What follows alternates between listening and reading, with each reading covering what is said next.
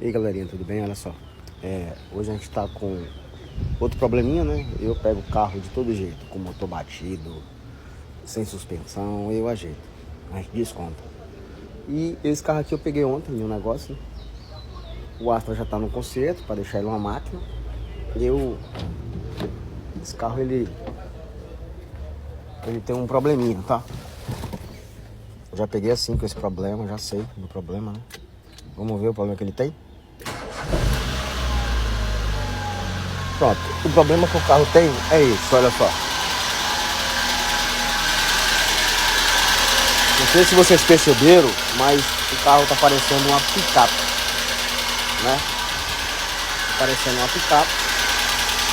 E o problema desse carro, certamente, é tucho, tá batendo tucho, né? E aí para fazer o procedimento desse carro, deixar ele organizado, tem que trocar os tuchos e a bomba de óleo. Se você não fizer isso, o carro vai ficar do mesmo jeito ou pior, tá bom? Existem algumas enganações, as pessoas vão e colocam um pardal. O que é um pardal?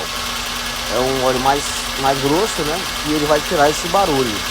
Só que quando você descer o óleo, o carro vai voltar a fazer o mesmo barulho, tá bom?